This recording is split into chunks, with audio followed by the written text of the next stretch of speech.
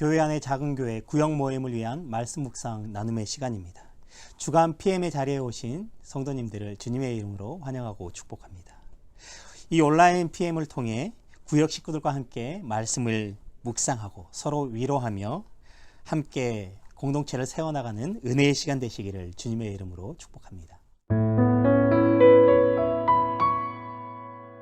묵상집 보시니 참 좋았더라 160쪽입니다. 오늘 함께 나눌 말씀은 사도행전 12장 1절에서 10절까지의 말씀입니다. 다 함께 읽겠습니다.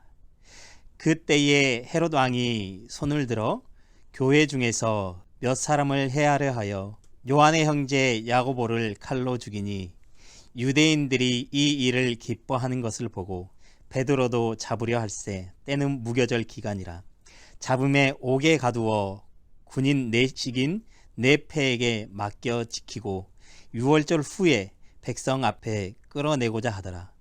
이에 베드로는 옥에 갇혔고 교회는 그를 위하여 간절히 하나님께 기도하더라. 헤롯이 잡아내려고 하는 그 전날 밤에 베드로가 두 군인 틈에서 두 쇠사슬에 매어 누워 자는데 파수꾼들이 문 밖에서 옥을 지키더니 호련히 주의 사자가 나타나매 옥중에 광채가 빛나며 또 베드로의 옆구리를 쳐 깨워 이르되 급히 일어나라 하니 쇠사슬이 그 손에서 벗어지더라. 천사가 이르되 띠를 띠고 신을 신으라 하거늘 베드로가 그대로 하니 천사가 또 이르되 곧 옷을 입고 따라오라 한데 베드로가 나와서 따라갈새 천사가 하는 것이 생시인 줄 알지 못하고 환상을 보는가 하니라. 이에 첫째와 둘째 파수를 지나 시내로 통한 쇠문에 이르니 문이 저절로 열리는지라. 나와서 한 거리를 지나매 천사가 곧 떠나더라. 아멘. 첫 번째 주제의 질문입니다. 천사가 깊은 옥에 갇힌 베드로를 이끌어내는 과정을 자세히 살펴보세요. 전체적인 분위기가 어떤가요? 같은 시간에 예루살렘 교회의 성도들은 베드로를 위해서 기도하고 있었습니다. 하나님의 마음은 어떠셨을까요? 안디옥 교회가 바나바와 사울을 파송할 때에 당시 팔레스타인을 다스리던 헤롯 아그리빠는 예루살렘을 정치적으로 박해하기 시작했습니다. 1절 말씀을 보면 헤롯은 교회 중에서 몇 사람을 해하려 하였다라고 말하고 있습니다. 과연 이 헤롯은 누구이길래 교회를 핍박하려고 하는 것일까요? 본문에 등장하는 헤롯 아그리빠 1세는 헤롯 대왕의 아들 아리스토블루스와 베레니카 사이에 태어난 아들로서 예수님께서 탄생하셨을 때 유아들을 학살했던 헤롯 대왕의 손자입니다. 아그리빠 1세는 친유대교적 정책을 펼치면서 유대인들의 환심을 사기 위해 굉장히 노력했습니다. 그래서 유대 종교 지도자들과 두터운 친분을 유지하고 있었고 유대인들의 골칫거리였던 기독교인들을 탄압하고 박해하는 일을 서슴지 않았습니다. 이 헤롯 아그리빠 1세에 의해 12제자 중 첫 번째로 순교를 하게 된 사람이 바로 요한의 형제 야고보였습니다. 야고보를 죽인 일로 인해 유대인들이 기뻐했다라고 오늘 본문 말씀에 기록하고 있습니다. 기뻐하는 유대인들의 모습을 지켜본 헤롯은 그들을 더욱 만족시키기 위해 또 다른 방법을 계획합니다. 그것은 바로 교회의 또 다른 지도자인 베드로를 잡아들이는 일이었습니다. 특별히 헤롯이 유대인들의 가장 큰 절기인 무교절을 택한 이유가 있었습니다. 무교절이 되면 그곳에 많은 유대인들이 함께 모여들게 되는데 무교절에 베드로를 잡아 죽임으로 자신의 힘을 과시하려고 했었습니다.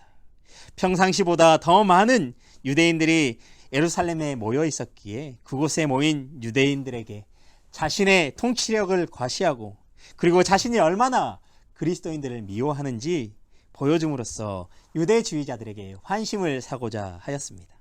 결국 베드로는 무교절기에 헤롯에 의해 잡히게 되고 감옥에 갇히게 되었습니다. 4절 말씀입니다. 잡음에 옥에 가두어 군인 내식인 네페에게 맡겨 지키고 유월절 후에 백성 앞에 끌어내고자 하더라. 그런데 왜 베드로를 즉시 죽이지 않고 감옥에 두었다가 유월절 후에 백성들 앞에 끌어내려 죽이려 했을까요? 유대인들의 법에 무교절 기간에는 어떠한 재판이나 처형도 엄격하게 금지되어 있었기 때문입니다. 헤롯은 이 유대인의 법을 어기면서까지 지금까지 쌓아온 업적이 허사가 되지 않게 하기 위하여 베드로를 죽이지 않고 절기가 끝날 때까지 감옥에 가두어 놓을 수밖에 없었습니다.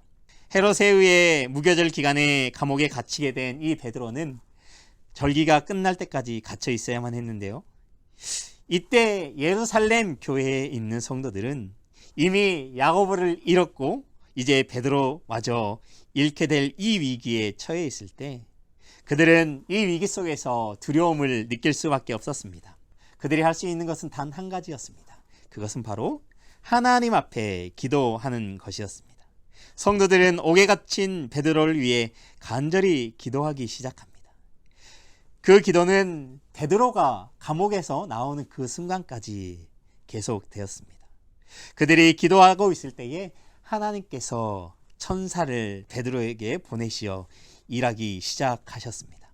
헤롯은 감옥에 가둔 베드로가 절대 빠져나가지 못하도록 철저하게 준비하였습니다. 그래서 헤롯은 특별히 더 많은 군사들을 세워 베드로를 지키도록 한 것이었습니다. 6절 말씀입니다.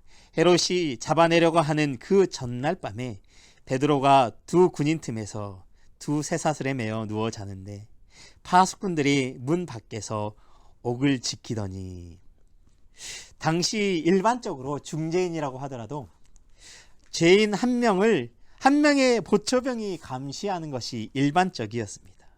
그러나 베드로의 경우에는 양쪽의 군인들이 함께 누워 잠을 자고 또 그를 쇠사슬로 묶어 빠져나가지 못하도록 완전하게 차단하는 것이었습니다.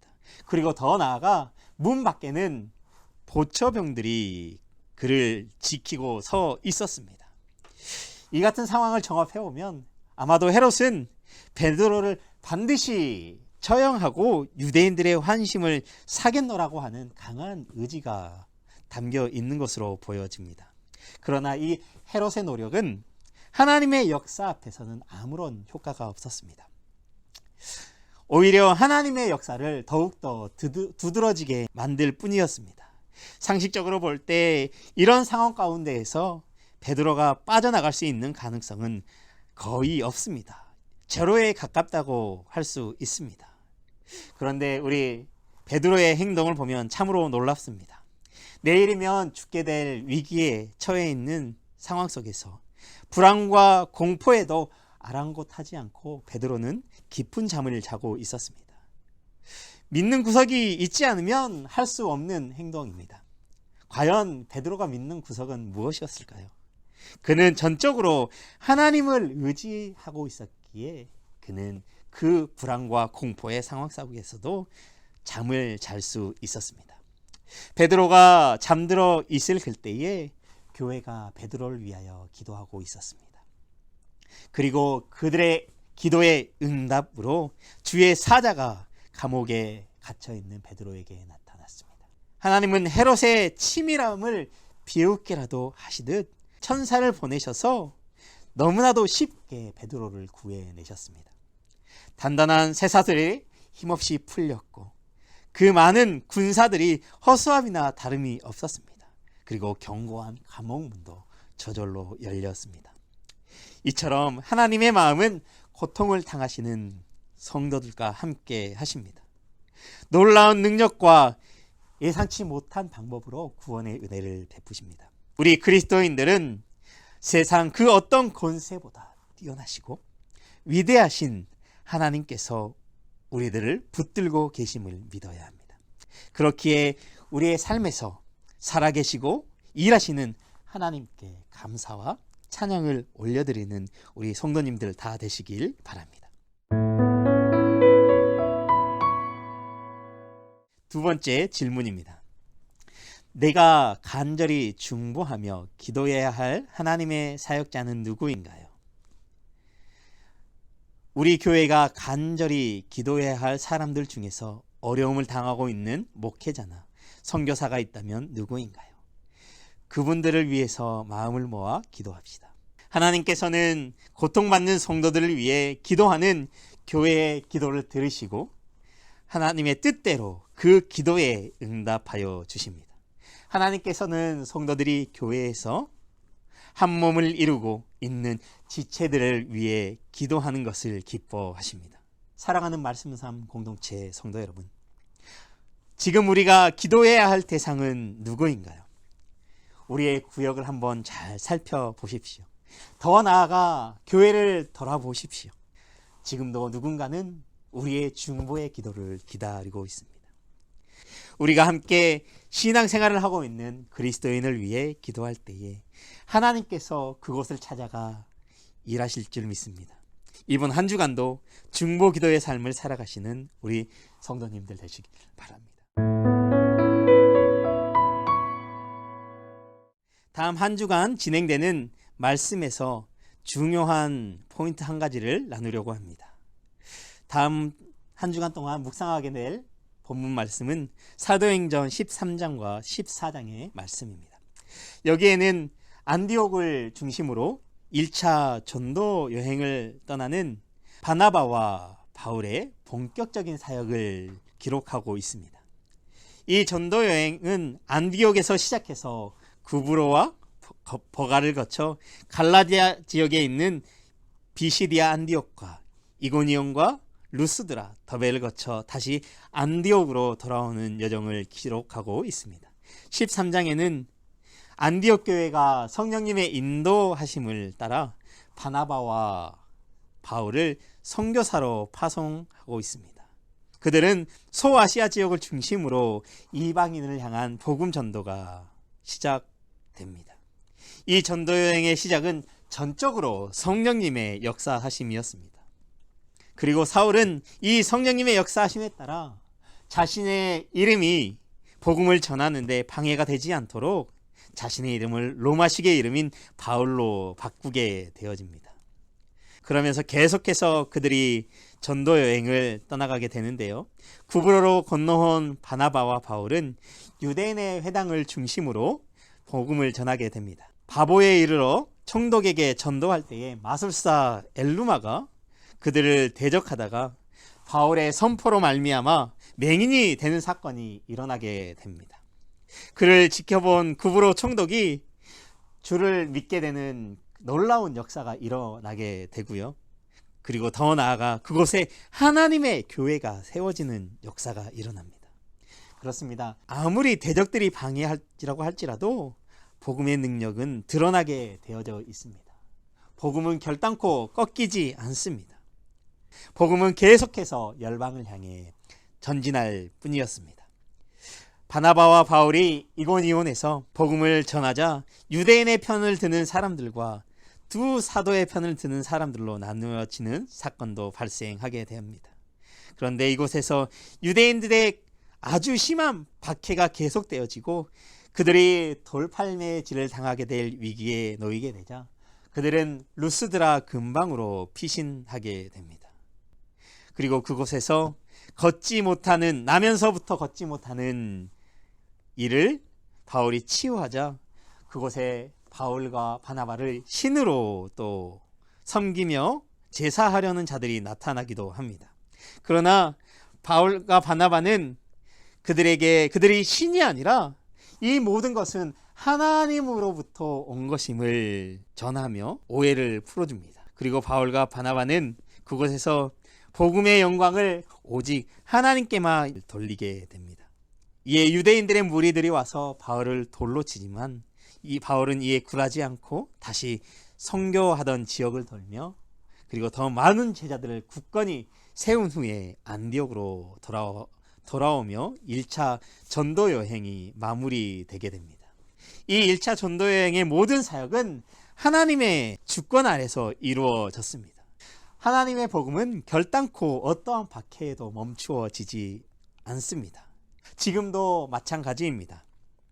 우리의 삶도 하나님의 주권 안에 있는 줄 믿습니다. 복음은 지금도 우리를 통해 흘러갑니다. 우리를 핍박하는 상황이 하나님의 복음을 흘려보낼 수 있는 기회임을 우리 모두가 깨달았으면 좋겠습니다. 이 시간 우리 다 같이 간절히 기도했으면 좋겠습니다. 첫째로 보신이 참 좋았더라 말씀 묵상을 통해 말씀 삶 공동체의 성도들과 구역들이 회복되어 하나님 앞에 부끄럽지 않는 예배자의 삶을 살게 하옵소서. 나의 생각을 내려놓고 하나님의 말씀대로 순종하며 하나님의 뜻에 합당한 삶을 살아가는 말씀 삶 공동체 되게 하옵소서. 코로나19로 힘든 시간을 보내고 있는 대한민국과 세계를 치유하시고 회복시켜 주옵소서. 이 시간 이 말씀 제목을 붙잡고 우리 다 함께 기도하겠습니다. 사랑의 하나님 감사합니다.